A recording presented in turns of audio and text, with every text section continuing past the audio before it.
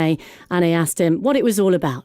I was really excited about the show in the first place, and I had a chat with David King, our producer, and I just said, he said, I really want you in the show. What is it you want to do? And I said, can I do anything? He's like, yeah, whatever you want. So I chose some songs. I chose one of my personal favourites, Portrait of My Love. And Robin said, let me choreograph a little piece in the middle. And it just had a really lovely little moment for us on stage, just to see them perform. I mean, I've always watched Strictly, so to see them perform up front in front of me, it was almost exciting for me as it was for the audience. So yeah, I mean, it's a great show, you know. I think it's a fabulous team, and I'm loving every minute at the moment. So opening night last night, and plenty more to go. Yeah. The only thing about it, I was thinking, is that you're not really on stage enough, are you? Could you have done more? Well, I've had 5 days rehearsals. Is that just all? Over 6 days. Yeah, just touching 6 days rehearsals, and then I went on holiday for 4 days, and then came back and opened last night. So pretty much jumped in the deep end. I definitely would like to do more, and who knows? I mean, the show turns and twists, and there's all things coming in and coming out and whatever. So who knows? I could be added to a little bit more. But for what I get and what I'm doing, I'm thoroughly enjoying it. My favourite bit was the whole song and dance routine towards the end. Oh, actually, you were just dancing, I think. You were doing tap dancing. Yeah. And that was fantastic. I've danced before anything else, so that was primarily my thing. I started when I was 3, dancing. And then I went to a dance school after school type thing, and then I went to college with it, and I'd done my advanced 1 and stuff like that, but nothing major. I mean, I just sort of like really enjoyed dance. I think it's the best way of expressing yourself as an artist. I think movements and things like that, it fascinates me more than anything. So and with that passion, I sort of enjoy it when people say, you know, do you want to do a little bit more in the show? And I get stuck in with the cast and just start tapping. I haven't tapped for, you're knocking on 10, 12 years now. It didn't show. You definitely knew what you were doing. But I love it, you know. I think, and as well, I'm very competitive anyway. So with the lads behind me dancing absolutely spot on. I mean, they are on point because they've been doing it day in, day out for the last, I don't know how many months or whatever. I mean, they were just in Monte Carlo with the not Monte Carlo. Was it Monaco? Sorry, do apologise. They were in Monaco with Pixie Lot before I joined the cast. So they're on it, you know. So I was like, I need to step up my game. I am not going out there looking a fool. So yeah. How much practice did you get to dance with them for the whole ensemble bit? I rehearsed on my own, and then they just slotted me in, really, at the front. Again, in the deep end. But yeah. I'm always one for pressure. I love a bit of pressure. So and again, I've got, you know, really a lady called Emma Rogers, and she's an amazing choreographer and wonderful person, really nice girl, and she helped me really sort of get the routines nailed, and she's quite a relaxed energy, and that's good for me. So when I went out on stage, I was in quite a relaxed mood. The audience, again, were very welcoming, and you could tell that they loved the show. I mean, there was a lot in, it was packed out, so you know, I knew I had to do a good job. And yeah, it was that classic thing of the end. A few people stood up to give you a standing ovation. Then a few people weren't quite sure whether they should join in. It's a classic British thing of like, is this too much? Yeah. You know, that reaction. Are we blowing smoke somewhere we shouldn't? Or no, to be honest, like they loved it. And from what I heard, at the stage door with the people coming to see us for photographs and whatnot, they just said, I really love the show, thoroughly enjoyed it. I first seen the show in Blackpool, because there's 2 tours on at the moment. One's in Cheltenham at the moment, and this one's here. And the same show, but different people in it. Different people, yeah. So that's the first time I seen it was there, and then I went to see it in Southend with Pixie Lot in it, and I swear I was really blown away by the show. I mean, obviously you don't know what to expect because putting on the Ritz is very just sort of like a generic thing, but actually it's sort of, when you watch it, you got to take it for what it is and enjoy the era that was, and it's only celebrating that, really. It's a sort of glorified concert of the days when writing was structured, writing was almost, it was just beautiful, you know. It was one of those things that, you know, Irvin Billin and people like that were writing great songs that are still selling today. And, you know, you can hear little old ladies in the audience going, oh, I know this one. You know, they talk really loud. Oh, I love this one. Yeah, even if my in-ears are in, I can still hear them. But it's old-fashioned good entertainment. You know, It is. good old-fashioned, proper It reminded me entertainment. of kind of Saturday night entertainment in the 1980s on something like the Morecambe and Wise show, and you'd Yeah. have this whole kind of song and dance routine in the middle. It's that kind of thing. It's just, like you say, pure entertainment. Yeah, I mean, that's why I love it so much, I think, because from my X Factor days back in, 2006, I did the Swing album, and you know, it's a part of my life that I'll cherish, you know. And I think growing up with that type of music, I think only brings out the child in me when I'm on stage a little bit, because it just brings back so many wonderful memories. That's why with David allowing me to choose certain songs that I like to sing myself, like Mr. Bojangles, I'll sing that. That's one of my favourite songs as well. Again, great writing, but for me, it's like memories. It's taking a little step back in time and bringing the inner child in me out on stage, and I think that's where it's a little comfort blanket. Yeah. I'm happy on stage, and with the audience really enjoyed it last night. It was a great show. Do you remember the first time you sang something like Matt the Knife, which you did last night? Yeah, I do. I was 15. I was in a suit, and my mum put some Swarovski crystals on my tie. Very showbiz, very showbiz. Very showbiz. And my uncle and my auntie bought me my first PA system, and I did a gig in, where was it? In this little pub, and about 20 minutes drive from my mum and dad's house.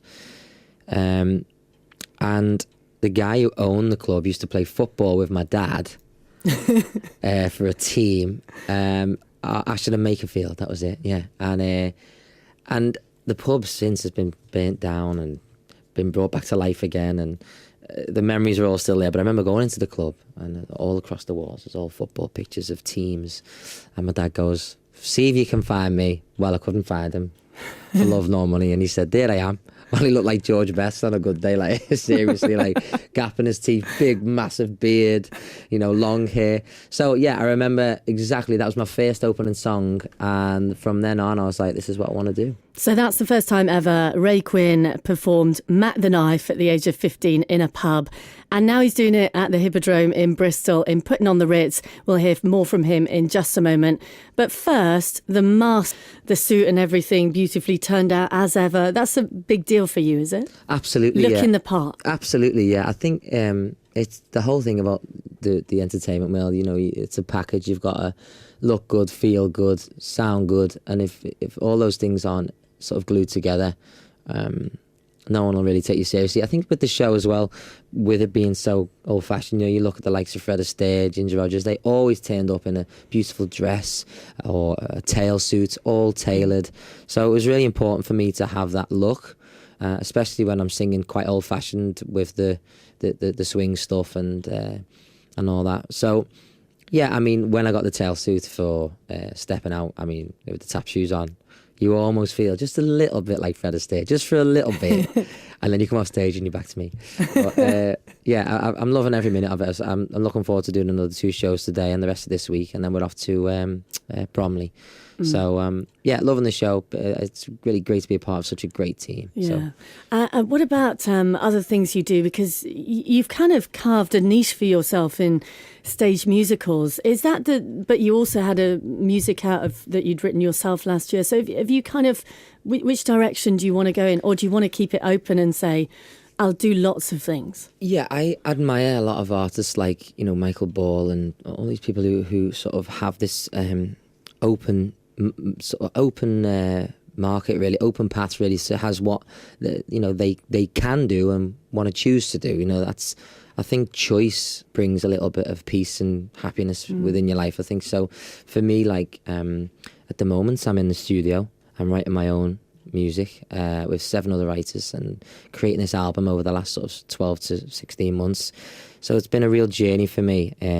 Not only through my music, but in life as well, and finding out about the artist I'd like to become. Because obviously my swing music was, again, like I said earlier, a huge part of my life, and a great piece of history to what I grew up with, you know. So moving forward now, I'm making music that's quite current, songs that, you know, I'd listen to, artists that I admire. So that's the sort of path I'm going down. But I'm definitely So is it more pop rather than the kind of swing stuff? Yeah, it's moving away slightly from the swing stuff. It's a sort of salute back to the swing stuff. Thank you so much, but this is me now, and it's sort of you know, I'm 27 now.